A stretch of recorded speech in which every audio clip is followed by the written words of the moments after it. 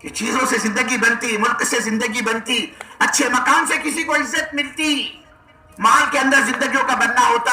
آپ یقین مانیے میرے بزرگوں، تب تو ان تمام چیزوں کے استعمال کی سب سے زیادہ مستحق ذات تھی وہ سرکار مدینہ، تاجدار مدینہ، جناب محمد رسول اللہ صلی اللہ علیہ وسلم کی ذات مبارک تھی. آپ بتلاؤ سرکار سے بڑھ کر کون ہو سکتا ہے دنیا کے اندر؟ اللہ فرما رہے اے ہمارے محبوب صلی اللہ علیہ وسلم، ہماری عزت کی قسم، اگر ہمیں آپ کو پیدا کرنا نہ ہوتا، نہ یہ زمین ہوتی، نہ یہ آسمان ہوتا، نہ یہ چاند ہوتا، نہ یہ ستارے ہوتے، نہ یہ سورج ہوتا، نہ یہ دریا ہوتی، نہ یہ پہاڑ ہوتا، نہ یہ سمندر ہوتا، اے ہمارے محبوب صلی اللہ علیہ وسلم، یہ جو کچھ بھی ہم نے کائنات میں بنایا ہے وہ سب آپ کی برکت سے بنایا ہے.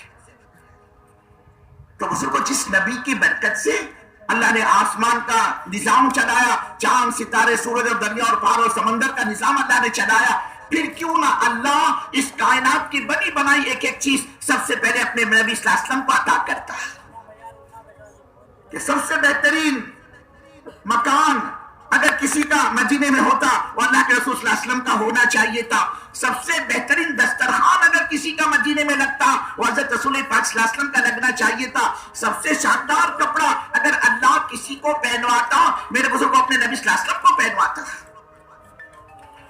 لیکن سرکار کی زندگی کیا بتلاتی ہے ہمارے نبی صلی اللہ علیہ وسلم کی؟ یہ ہمارے اماں جان مائی عائشہ صدیقہ رضی اللہ تعالیٰ عنہ بزرگوں قسم کھا کر فرماتی تھی 2-2 3-3 مہینے گزر جاتے تھے ہمارے گھر میں چولہا تک نہیں سلگتا تھا. 2-2 3-3 مہینے خود فرماتی ہے ہم نے اپنی پوری زندگی آقا مدنی سرکار مدینہ جناب محمد رسول اللہ صلی اللہ علیہ وسلم کے ساتھ گزاری، اور آقا مدنی کی ساری زندگی ہماری نگاہوں کے سامنے گزر گئی. اما جان فرماتی ہے ہم نے اپنی پوری زندگی میں کبھی 2 وقت پیٹ بھر کر روٹی نہیں کھائی، زندگی میں ہم کو 2 وقت پیٹ بھر کر کھانا نصیب نہیں، پوری زندگی کے اندر. فرماتی تھی اگر رات ہم نے کھا لیا ہے تو دن ہمارا فاقے کی اور بھوک کی حالت میں گزرتا تھا، اور اگر دن کو ہم نے کھا لیا تو فرماتی ہے رات ہماری فاقے کی حالت میں گزرتی تھی. لوگوں نے پوچھا اماں جان 2-2 3-3 مہینے گھر میں چولہا نہیں سلگتا تھا، کیا کھاتے پیتے تھے؟ کچھ تو چاہیے کہ نہیں بقا کے لیے کہ آدمی اس کو کھا کر جی سکے. فرمایا ہماری بقا کی 2 چیزیں تھی، اسودین، 2 کالی چیزیں، ایک کھجور اور ایک پانی. تو پوچھا کہ اماں جان یہ تو سمجھ میں آتا ہے اسودین کہ کھجور تو ہوتی ہے کالی، لیکن دوسرا پانی کالا کیسے؟ فرماتی ہے اللہ کے قسم وہ جو بھوک کے ہم پر دورے پڑتے تھے اور جو ہم کو بھوک گھیر لیتی تھی تو ہمیں پانی بھی بھوک کے اندر کالا نظر آتا تھا. پھر فرماتی ہے کہ کبھی تو ایسا بھی ہوا کہ 24 گھنٹے میں ہم کو ایک کھجور ملتی تھی کھانے کے لیے اور پانی کا ایک پیالہ دیا جاتا تھا.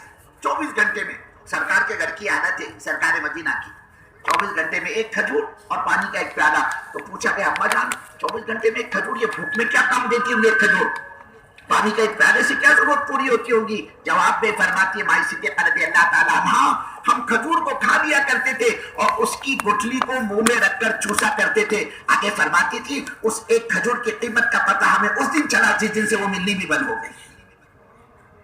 کہ بزرگوں بھیونڈی والوں یہ انسان کا جو ایک بارش کا پیٹ اللہ نے بڑا کتنا بڑا یہ ایک بارش کا تو ہے، اس پیٹ کا بھر لینا کوئی عزت اور شرافت کی علامت ہوتی. آپ یقین مانیے اللہ اپنے نبی صلی اللہ علیہ وسلم کے لیے جنت کا دسترخوان دنیا میں اترواتا، جنت کے کھانے اللہ اپنے نبی کو دنیا میں کھلواتا ہے. یہی ہے اماں جان مائی عائشہ صدیقہ رضی اللہ تعالیٰ اپنے مکان کی حالت کو بتلاتی. کیسا تھا ہمارا مکان؟ گرینائٹ کا، کانکریٹ کا، ماربل کا، RCC کا.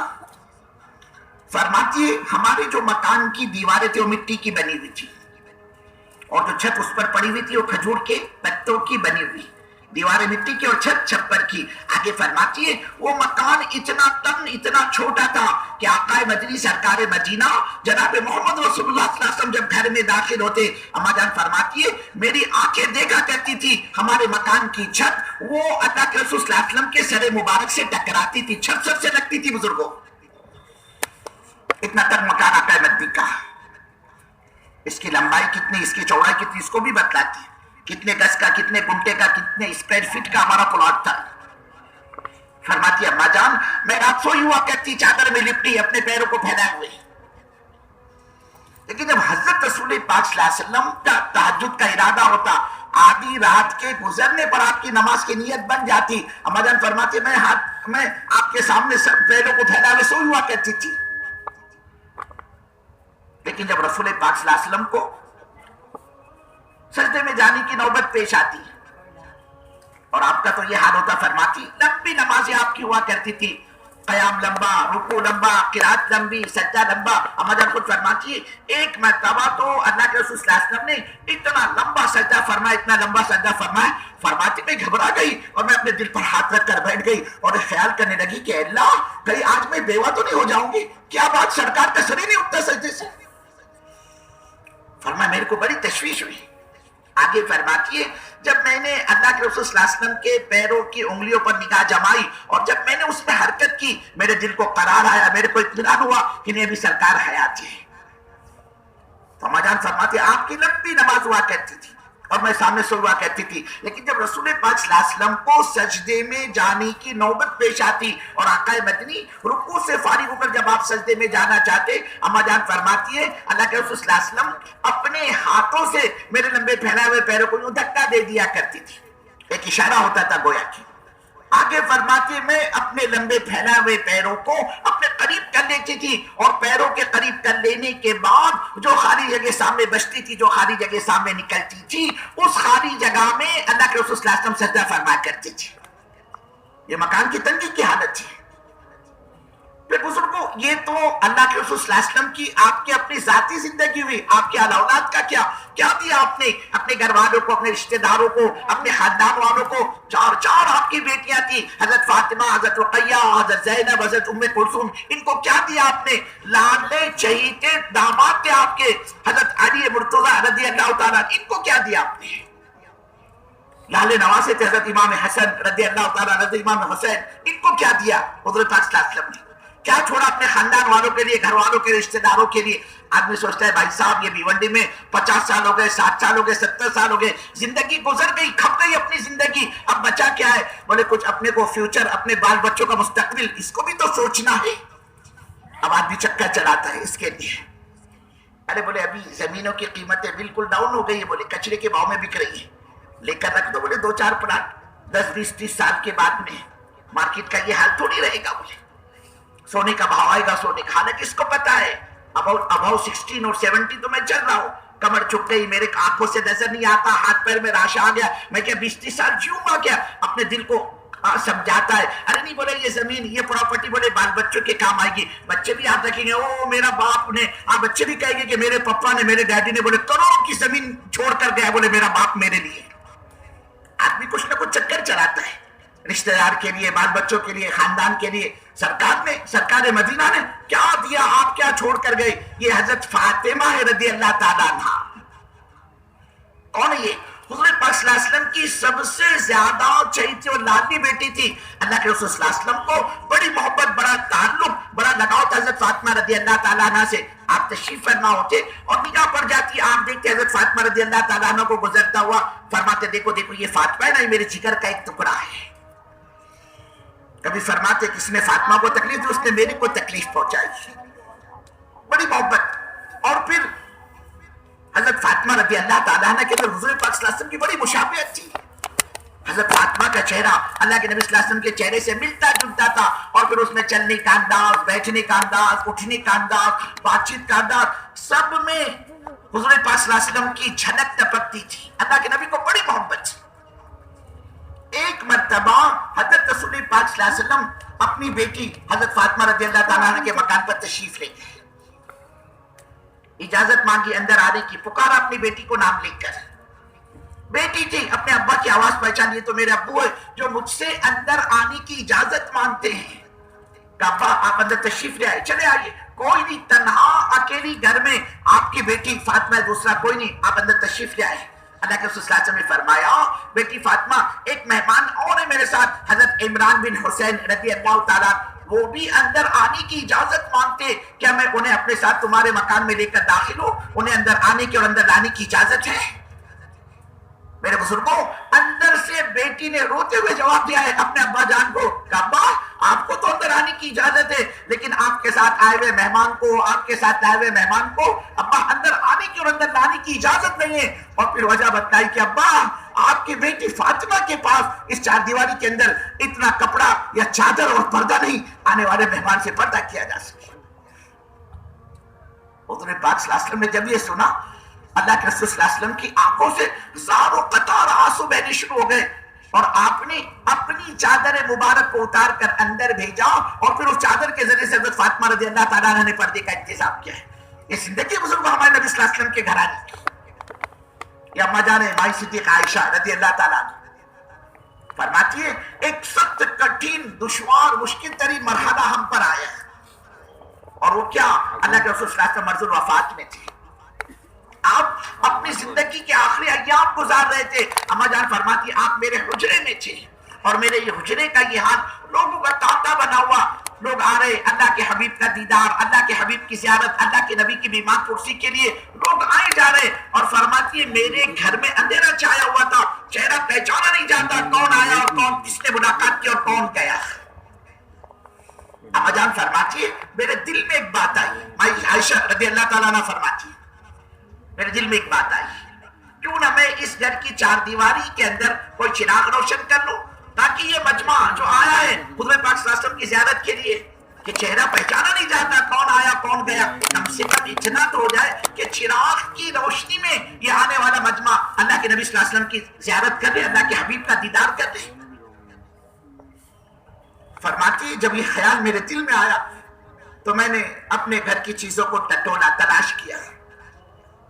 ایک اوندا پڑا ہوا چراغ کسی زمانے کا میرے ہاتھ لگ گیا. اما جان فرماتی ہے میں نے اس چراغ کو اٹھایا, اپنے دوپٹے سے صاف کیا اور پڑوس میں ایک یہودی عورت رہا کرتی تھی, اس چراغ کو وہاں بھجوایا اور یہ کہلوا بھیجا بہن تھوڑا سا تیل یا گھی یا چربی جو بھی تمہارے پاس ادھار دے دو. اللہ کے رسول صلی اللہ علیہ وسلم کی طبیعت ناساز ہے, میرے گھر میں اندھیرا چھایا ہوا, چہرہ پہچانا نہیں جاتا کون آیا اور کون گیا. اما جان فرماتی اللہ کی قسم ہماری گھر کی چار دیواری کے اندر اس دن چراغ جلا ہے جس دن حضرت محمد صلی اللہ علیہ وسلم کی زندگی کا چراغ بجھنے والا ہے. یہ زندگی ہمارے نبی صلی اللہ علیہ وسلم کی گھرانے کی.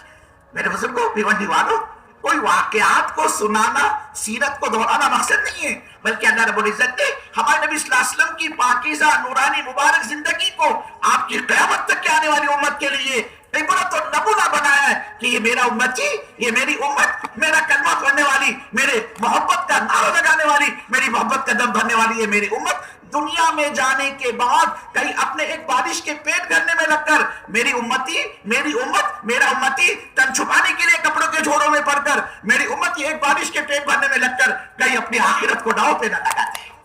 میری امت اپنی موت, اپنی سکرات, اپنی نجات, اپنی اللہ کی عدالت کی پیشی کے کو یہ بھول نہ جائے.